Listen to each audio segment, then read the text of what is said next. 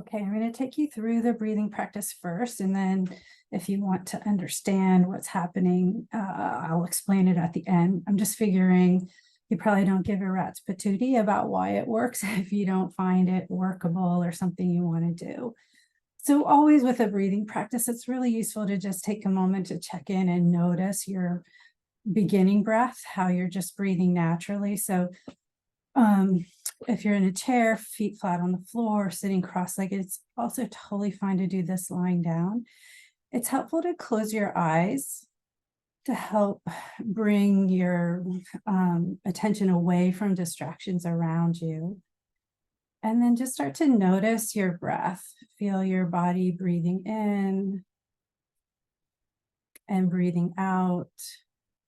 Just a natural breath. There's nothing to evaluate about it. You're just noticing.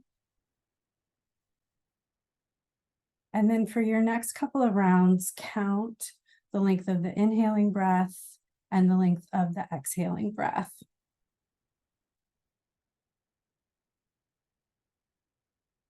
And as you're counting, just notice, is one consistently longer than the other? Does it change from breath to breath? Are they about the same length?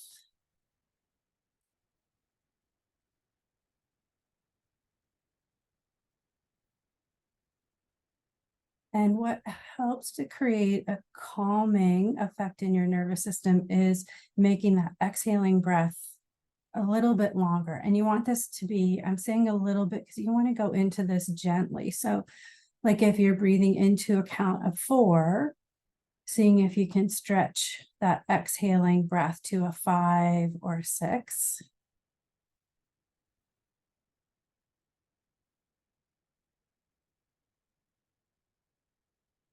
Now it's okay for that exhaling breath to be even twice as long as the inhaling breath. However, you don't want to strive or force that extra length. You want it to sort of come organically, softly, peacefully. So there's nothing pushy or aggressive in your approach to the breath.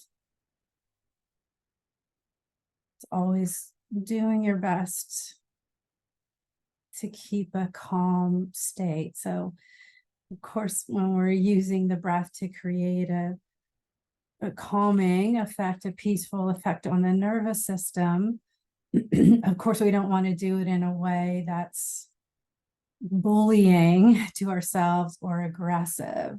So just doing your best. We're going to take another minute or so with this.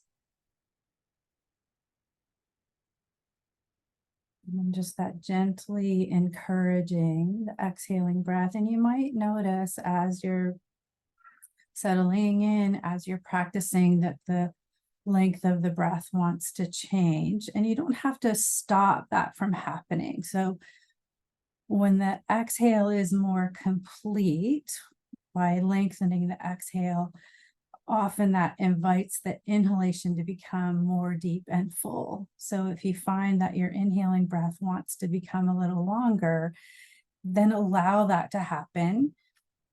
And then again, you might go back to just adding, like if you've been breathing into 4 and you're finding that the breath in wants to go to 6, then you might go to like 7 or 8 on the exhalation. So again, not forcing anything, but inviting and allowing space for this shift to start to happen.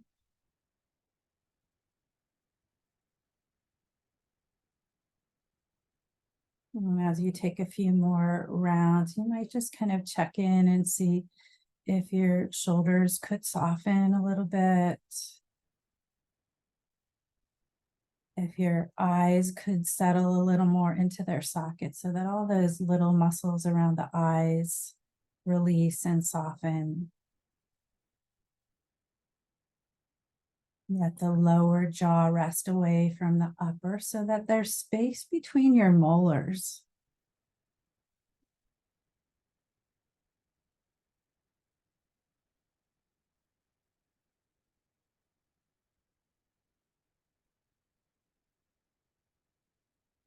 And then as you continue, I'll just say a few words of explanation about the breath. So in yoga terms, this is a variation of a practice called sama, which means same, vritti. And vritti refers to the fluctuations of the mind.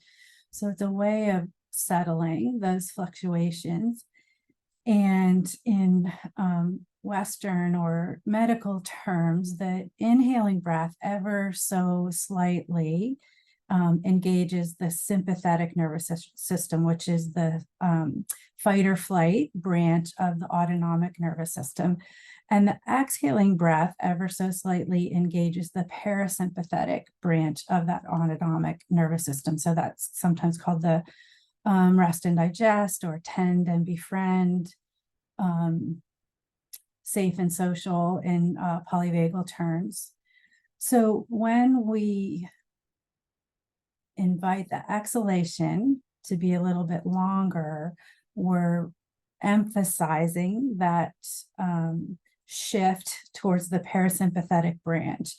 And of course, it doesn't happen in 1 or 2 breath cycles, but taking even just a few minutes like we have here, you might be starting to notice that you feel a little calmer.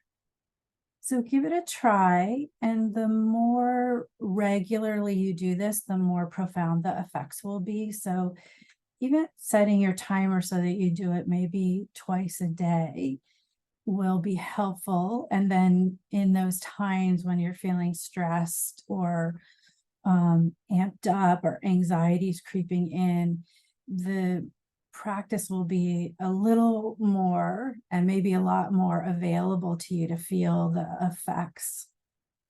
Thank you.